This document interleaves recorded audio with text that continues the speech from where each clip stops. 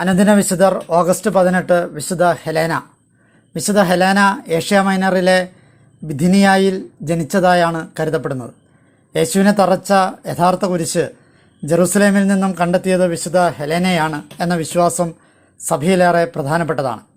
ഇതിനെക്കുറിച്ച് കൂടുതൽ അറിയാൻ ചരിത്രത്തിന് പിന്നിലേക്ക് അല്പം ചലിക്കേണ്ടി വരും. ജൂതന്മാരുടെ പ്രക്ഷോഭത്തിനു മുമ്പ് റോമൻ ചക്രവർത്തിയായ ഹഡ്രിയാൻ, അതായത് AD 1107 തുടങ്ങി 38 വരെയാണ് അദ്ദേഹത്തിൻ്റെ കാലം, ജൂദിയ പ്രദേശത്തെ സിറിയ പാലസ്തീന എന്ന് പുനർനാമകരണം ചെയ്തു. ജെറുസലേമിനെ അദ്ദേഹം തൻ്റെ പുതിയ തലസ്ഥാനമാക്കി മാറ്റി. അവിടെയെങ്ങും ജൂതന്മാർക്ക് പ്രവേശനവുമില്ലായിരുന്നു. AD 70 കലാപത്തെ തുടർന്ന് അവശേഷിപ്പുകളുടെ ഒരു നഗരമായിരുന്ന ജെറുസലേമിനെ ഹഡ്രിയാൻ പൂർണ്ണമായും തകർത്തു.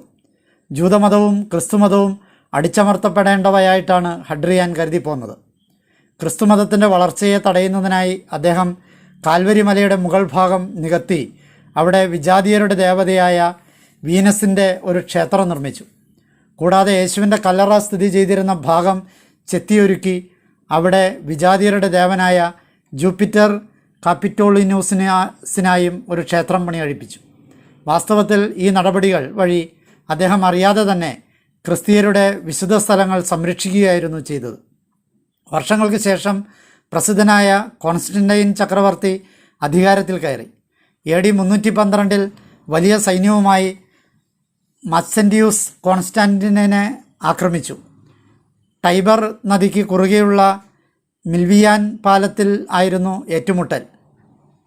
മത്സെൻറ്റിയൂസിൻ്റെ വലിയ സൈന്യത്തെ കണ്ട് കോൺസ്റ്റന്റൈൻ ഭയചകിതനായി.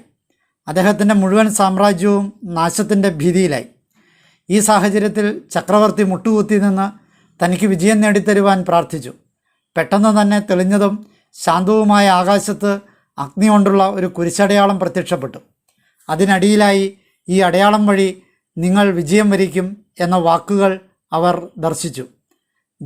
ദൈവിക കൽപ്പനയാൽ കോൺസ്റ്റന്റൈൻ താൻ കണ്ട രീതിയിലുള്ള ഒരു കുരിശ് നിർമ്മിക്കുകയും തൻ്റെ സൈന്യത്തിൻ്റെ ഏറ്റവും മുൻപിലായി സൈനിക തലവൻ അത് ഉയർത്തിപ്പിടിച്ചുകൊണ്ട് അതിന് പിറകിലായി മുഴുവൻ സൈന്യവും ശത്രുവിനെ നേരിടുവാനായി പടനീക്കം നടത്തുകയും ചെയ്തു. ആ യുദ്ധത്തിൽ അവർ അത്ഭുതകരമായി പരിപൂർണ വിജയം കൈവരിച്ചു. കുരിശടയാളം അതോടെ ക്രിസ്തുവിൻ്റെയും റോമാ സാമ്രാജ്യത്തിൻ്റെയും യുദ്ധവിജയത്തിൻ്റെയും അടയാളമായി മാറുകയാണ് ഉണ്ടായത്. അധികാരത്തിലേറിയതിൻ്റെ അടുത്ത വർഷം തന്നെ കോൺസ്റ്റന്റൈൻ ഉത്തരവ് വഴി ക്രിസ്തുമതത്തിന് നിയമപരമായ സാധുത നൽകി. അദ്ദേഹത്തിൻ്റെ മാതാവായ വിശുദ്ധ ഹെലേന ഇക്കാലയളവിലാണ് ക്രിസ്തുമതത്തിലേക്ക് പരിവർത്തനം ചെയ്തത്. തൻ്റെ ഉന്നതമായ പദവിയെ വകവയ്ക്കാതെ പാവപ്പെട്ടവർക്കിടയിൽ ദൈവസേവനം ചെയ്യുന്നതിൽ വിശുദ്ധ സന്തോഷം കണ്ടെത്തി. അവരുടെ വിശാലമായ കാരുണ്യപ്രവർത്തികൾ അഗതികളുടെയും ദുഃഖമനുഭവിക്കുന്നവരുടെയും മാതാവ് എന്ന ഖ്യാതി വിശുദ്ധയ്ക്ക് നേടിക്കൊടുത്തു.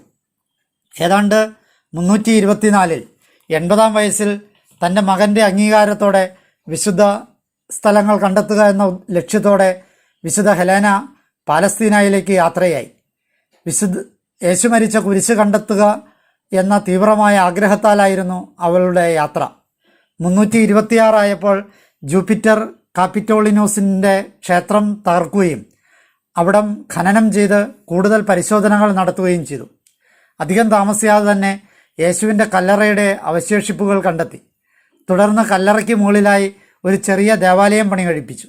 നൂറ്റാണ്ടുകളായി പലവിധ പുനരുദ്ധാന നിർമ്മാണ പ്രവർത്തനങ്ങൾക്ക് വിധേയമായിട്ടുള്ള ആ ദേവാലയമാണ് ജെറുസലേമിലെ ഇന്നത്തെ ഹോളി സെപ്പൾച്ചർ ദേവാലയം. കഠിനമായ പരിശ്രമങ്ങൾക്ക് ശേഷം വിശുദ്ധ കാൽവരിയിൽ നിന്നും 3 കുരിശുകൾ കണ്ടെടുത്തു. സുവിശേഷകർ രേഖപ്പെടുത്തിയ ലിഖിതങ്ങൾക്കും ആണികൾക്കുമൊപ്പമായിരുന്നു അവ കണ്ടെടുക്കപ്പെട്ടത്. എന്നാൽ അവയിൽ നിന്നും യേശു മരണം വരിച്ച കുരിശ് ഏതാണെന്ന് കണ്ടുപിടിക്കുവാൻ സാധിച്ചില്ല. അതേ തുടർന്ന് മക്കാരിയൂസ് മെത്രാൻ്റെ ഉപദേശപ്രകാരം രോഗസൗഖ്യത്തിന് ഒട്ടും സാധ്യതയില്ലാത്ത അസുഖം ബാധിച്ച ഒരു സ്ത്രീയുടെ ശരീരത്തിൽ ആ 3 കുരിശുകളും കൊണ്ട് സ്പർശിച്ചു നോക്കുവാൻ അവൾ തീരുമാനിച്ചു. അപ്രകാരം 3-ാമത്തെ കുരിശ് മുട്ടിച്ചപ്പോൾ ഉടനെ തന്നെ ആ സ്ത്രീ എഴുന്നേൽക്കുകയും പരിപൂർണമായി സൗഖ്യം പ്രാപിക്കുകയും ചെയ്തു. സന്തോഷത്താൽ മതിമറന്ന ആ ചക്രവർത്തിനി കാൽവരിയിൽ ഒരു ദേവാലയം പണികഴിപ്പിക്കുകയും ഈ കുരിശ് അവിടെ സ്ഥാപിക്കുകയും ചെയ്തു. അതിനുശേഷം അധികം താമസിയാതെ ഹെലേന റോമിലേക്ക് പോയി. AD 330 വിശുദ്ധ മരണപ്പെട്ടതായാണ് കണക്കാക്കപ്പെടുന്നത്.